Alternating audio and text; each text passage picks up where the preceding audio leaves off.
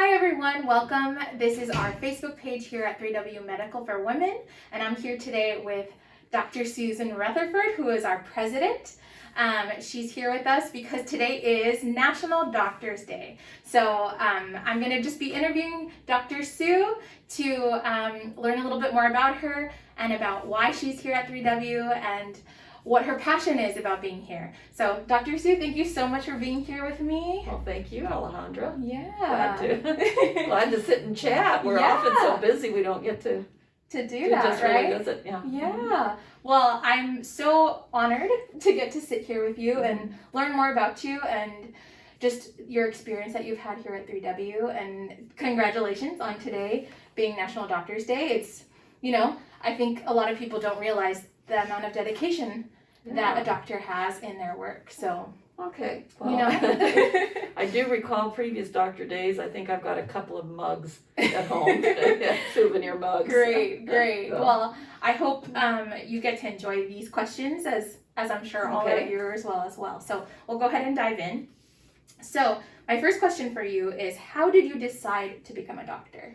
Oh, that's a long. I was in college, when you're trying to figure out what you're going to do, and I liked so many different subjects, but I particularly liked math and science. Okay. So I was headed in that direction, and I had my advisor was a physics professor who said, well, somebody who likes math and science and plays the violin, is in music, should go into medicine. Oh. Everybody that has that combination goes into medicine. I thought, okay, well, maybe that's a possibility. Wow. Yeah, so I thought about it, and I thought, well, if I just go into pure science, I might feel like I'm stuck in a lab. And medicine, I could be with people, and also people with medical backgrounds, they do all sorts of things. They do administration, they write novels, they get on TV and be interviewed, for as the health expert or whatever. I mean, It's almost like I didn't have to finally decide on one thing. Wow. So you felt pretty free. I felt pretty free to do that. Yeah. Wow. And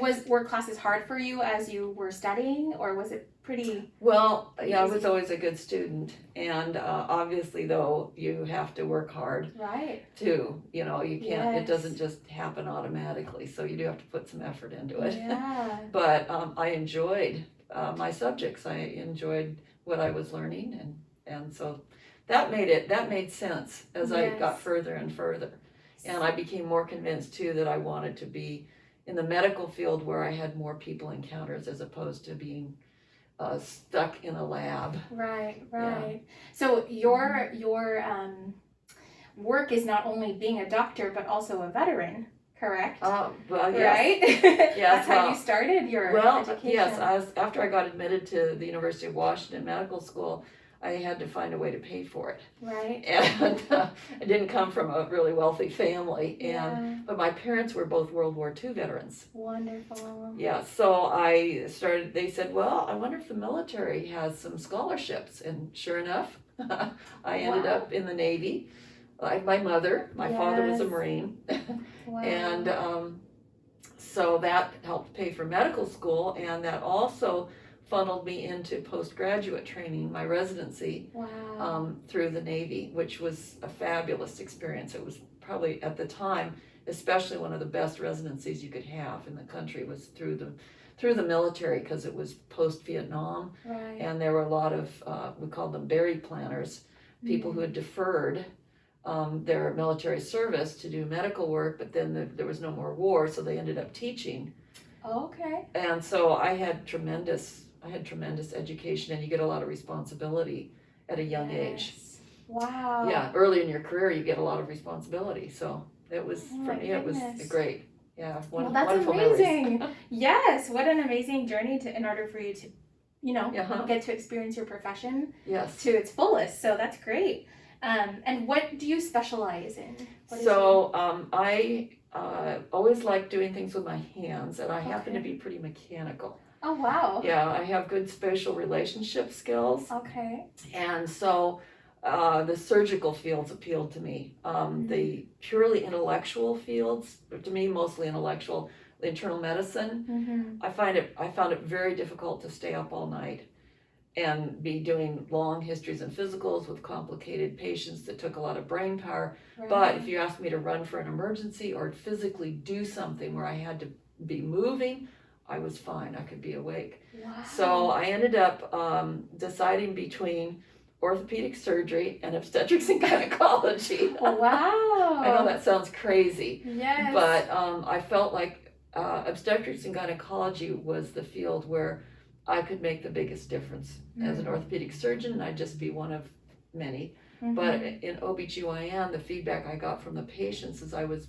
doing my student experiences was such that it mattered to them that I was the one examining them or delivering their baby. Wow. And so I thought, you know what, this is where I'm destined to make a difference. So how awesome. Yeah. And then because I'm actually subspecialized. oh, that's So, right. Yes. Yeah, maternal fetal medicine, which is the pregnancy side of things. Okay. Complicated pregnancies, and I always preferred that to the gynecology. Right. So after I did 3 years of general gynecology, I went back and did a maternal fetal medicine fellowship. Wow. And so pregnancy and ultrasound in particular are my main interests. Okay. So, although being here at the clinic doing more gynecology than pregnancy related things right. has been fun. It's been sort of like revisiting early in my career. Right. And some of the reasons I went into OBGYN in the first place. Wow. It's so cool how you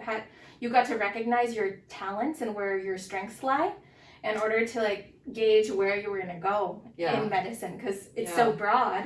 You know, there's so many different ways you can practice medicine. Right, and I really enjoy hearing lectures and talks and learning about other aspects of medicine that are not in my specialty. Right. So I think to be in medicine, you have to be somebody who wants to keep learning. Right. Here I am retired, basically. Right. And I still am learning constantly. That's amazing. And it's really nice to have a job, have a profession where that's your life pattern is continually growing and learning. So, that's so great. That's so great. All right. Third question. What has been the most meaningful thing about being a doctor? Yeah. Well, I guess, all of us want to have a desire to have meaning in our lives. We want our life to be for some purpose. We want it to mean something and mean something to other people usually. And I'm here for a reason. So then it's discovering that reason. And one of the most meaningful things that I have found throughout my career has been the opportunity, the privilege really, of being in somebody's life at a difficult moment or a challenging moment or joyful moments like childbirth. Right. And these very intimate moments. And you're there not just as somebody who knows the medicine, but you're there as a human being. Right. So you have an opportunity to connect. it doesn't mean that you distort the relationship with the patient in any way. That's wrong. But to have the privilege of being a part of their lives, and especially when they face really difficult times. Right. You're somebody that can be there, that understands the medical side of things and what they're facing. Right. But then it's also important to be the human being there, because they can get some of the human being part from their family or friends, but sometimes those people just don't get it as far as the medical. Right. So the biggest, most meaningful thing in my career has been able to provide that combination of understanding the medical issues and being there for them as a person, which I think is necessary for medicine. And it's people are trying to strip medicine of that. Oh, you shouldn't get involved. Well, you have to be involved if you really care about something. If you're really going to do the right thing for somebody, then you need to care about them. You need to. You need it. That's what's going to motivate you to take the extra step. Right. Making the extra phone call when you really want to go home. Getting up in the middle of the night when you really are exhausted, or pushing yourself that extra bit. Yeah. So I know that patients appreciate your care and your, concern for them, because it goes the extra mile, right? It's not something that they take and kind of put aside, but that's something that is very recognized, and I know they appreciate it. So that part of you, you know, is so amazing. Well, it's been delightful too, as we've added more people to provide the medical services here. A physician assistant, a couple of nurse practitioners, and we'll be getting more hopefully this year, you know, to fill in and do all of us are basically part-time. Right.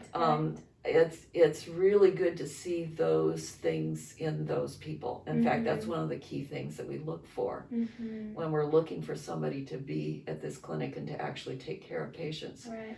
I think it's something you can't just teach it. Right. It has to be something inside that they want to do. Right. Yeah.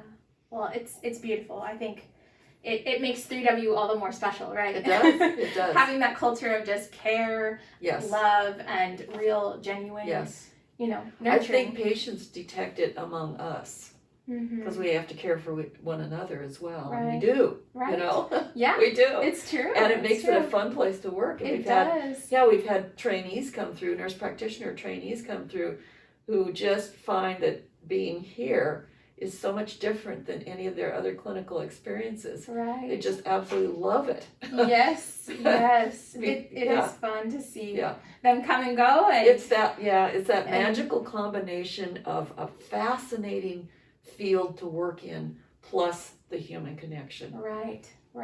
Oh, that's so great. That's so great. All right, final question. What inspired you to become a part of 3W and its mission? So I was nearing the latter part of my career, the end of my career. I had done a lot of things, including some hospital leadership, and